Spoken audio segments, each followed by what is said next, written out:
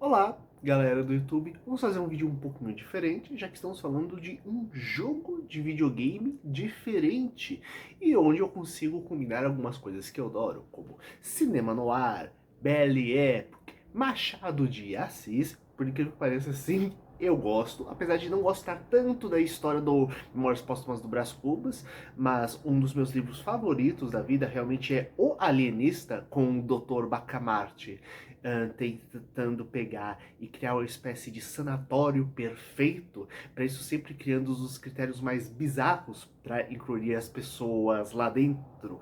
E é uma discussão ótima sobre saúde mental, ao mesmo tempo que é uma sátira gigantesca, justamente aos critérios mais aleatórios que as pessoas usavam na época para justamente prender as pessoas nesse tipo de local. Tanto que a gente tem justamente um modelo justamente oposto, anti-hospício atualmente, graças a Deus, né?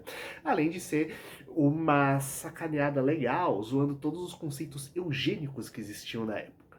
Pois bem, eu sou o Luiz, bem-vindos ao Monstros e Aventuras, e hoje vamos falar do jogo de videogame que está em demonstração atualmente na Steam, inclusive vocês vão ver passando aqui justamente parte da minha jogatina, e se chama Posthumous Investigations, ou Investigação Póstumas, né?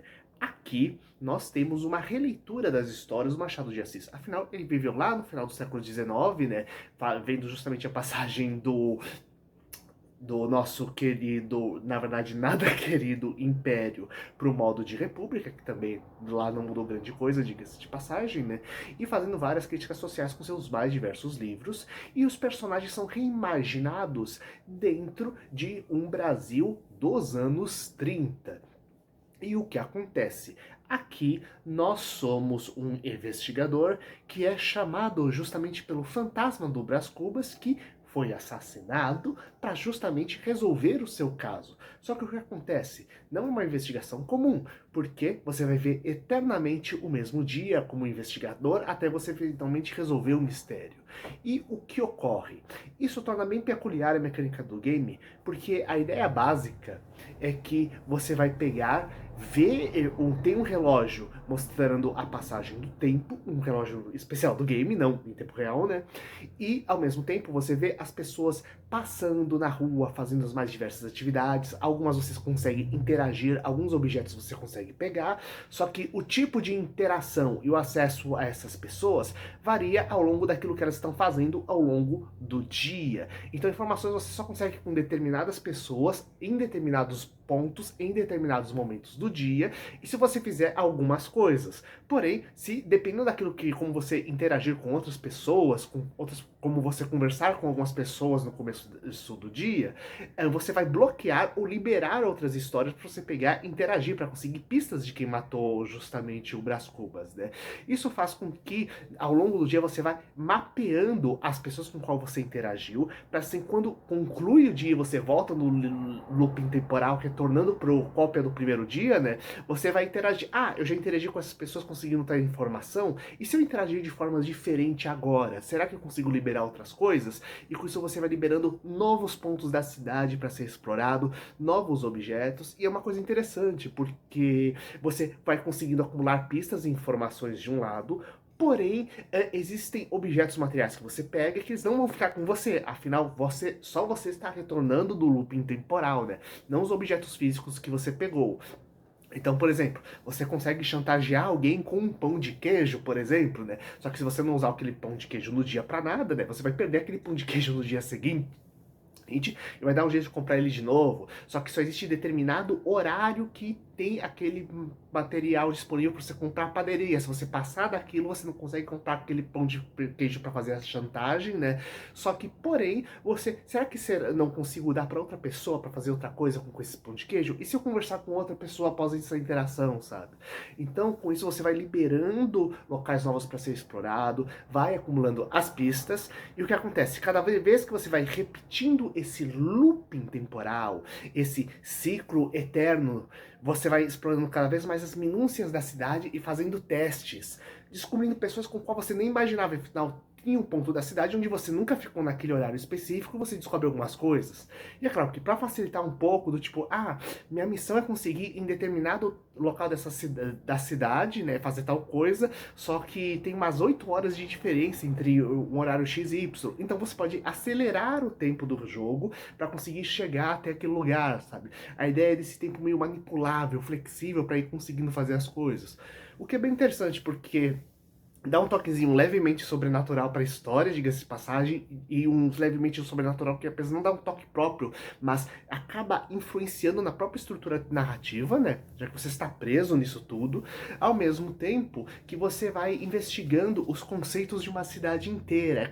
Como se cada um tivesse sua história própria, que está amarrado com outras pessoas e por aí vai, né? Então, é muito bacana que você vai realmente explorando a cidade, como aquilo que a gente poderia chamar uma narrativa modular, né? Isto é, você não tem uma história contínua que é simplesmente narrada, mas a história está distribuída em vários pontinhos diferentes e você vai conectando elas, tanto com a cabeça quanto com fisicamente, né? Dentro da própria estrutura do jogo, né? Onde pedacinhos da história, que são literais, né? São quadradinhos onde tem fragmentos da história, dizendo quem você interrogou, quando você interrogou, e o quanto aquela pessoa é suspeita ou não de ter matado o Brás Cubas, né? Justamente entra numa listinha. E entre cada looping, toda vez que você vai repetir um looping temporal, o que acontece? Você se dá de cara com o fantasma do Brás Cubas, pegando e você conversando com ele diretamente sobre as informações novas que você conseguiu naquele dia, né? E que essas informações vão depender diretamente de você. Isto é, não existe um conceito assim de uma história ultra rígida para ser seguida, mas você vai seguindo cada ponto da história no seu ritmo à medida que você descobre as coisas e vai juntando todas as peças. A demonstração do jogo, ela só vai até determinado ponto, né? Então, na prática, você tem o centro da cidade e alguns locais do centro, algumas pessoas que tem lá, que você vai conseguir informações, né? Repetir o looping algumas vezes até conseguir entrar em alguns locais que você não conseguia antes, através de determinados códigos, senha, através de descobrindo como subornar cada pessoa, o que é muito bacana. E tudo isso, o que acontece, são com os personagens das mais diversas histórias do Machado de Assis. Tanto que a gente vê o Boticário conversando com o Dr. Bacamarte, que eu falei justamente no início da história aqui, a gente tem personagens, inclusive, expostos ou teoricamente parentes de personagens das histórias do Brás Cubas, sabe? Inclusive o famoso bálsamo, né? O emplasto, na verdade, que na história do Brás Cubas, né? Uma das grandes coisas da sátira social é que ele tinha sempre o desejo de criar um super remédio, só que seria o grande emplasto dele, só que ele nunca teve conhecimento farmacêutico, nem levantou a bunda da cadeira para fazer nada, era meio que o sonho nunca contado, sabe? E é bem engraçado, né? Que realmente ele usa um pouco dessa técnica do Machado de Assis do fantasma não estar dentro da estrutura de tempo e espaço para poder fazer crítica social à vontade de como é o funcionamento de todo hipócrita, de toda aquele grupo de elite, né? Enquanto o resto da sociedade, o pessoal menos abastado, tenta sobreviver com poucas posses, né? Então aquela sociedade que tenta se parecer ultra certinha, mas é ultra corrupta e cujo governo, na verdade, é de quem, diga-se de passagem, eu acho que a frase perfeita que eu já escutei uma vez é o mundo dos espertos e a democracia dos fortes. Eu acho que isso sintetiza bastante parte daquilo que o Machado de Assis tenta transmitir um pouco com as histórias, né? E de mostrar justamente, desvendar os mistérios da nossa sociedade e como é discutido dentro daqui. Inclusive, como eu falei, ele tem um clima meio noir, isto é, aquela coisa de investigação, com tom de mistério, meio sombrio, tanto que são poucas cores, indo entre uma coisa preto e branco e o sépia, para pegar e deixar todo esse clima bacana. Inclusive lembra muitos jogos meio point click que eu jogava antigamente, que era justamente de investigar mistério, né? Talvez o principal deles seja o Broken Sword, que era o 1 e 2 que eu joguei, onde o primeiro você tinha que pegar e desvendar justamente os mistérios dos Templários percorrendo toda a Europa, né?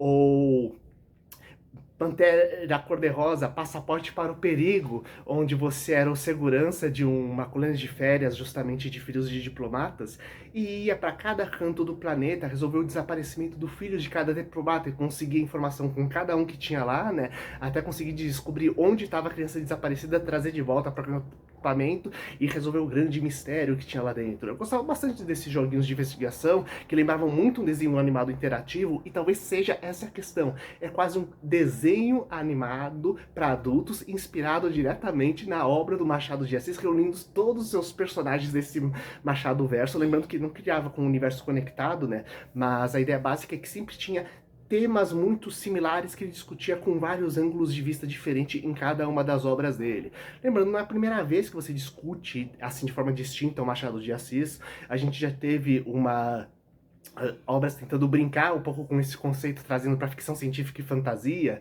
como o Alienista Caçador de Mutantes, que era uma versão justamente do Dr. Bacamarte, que caçava mutantes que tiveram contatos com alienígenas, e fazendo isso para justamente fazer zoeiras e críticas à estrutura social da época, né? E outro também, nós temos o Brasiliano Steampunk, que é todo um universo criado pelo Enéas Tavares, né? Meio como se fosse uma liga extraordinária de um mundo de alta ficção científica e fantasia, onde temos realmente uma coisa próxima de quase super-heróis e super-vilões inspirados nos personagens tanto do Machado de Assis como de outras grandes obras do século XIX.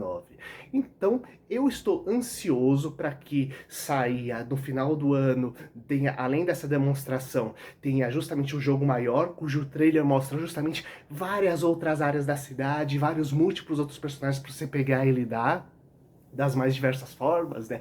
Ajudando a criar esse cenário muito mais complexo, né? E eu quero saber de vocês, que jogos outros interessantes de investigação vocês já pegaram e jogaram no passado? Coloquem aqui embaixo, compartilhem com seus amigos e até o próximo vídeo. Falou!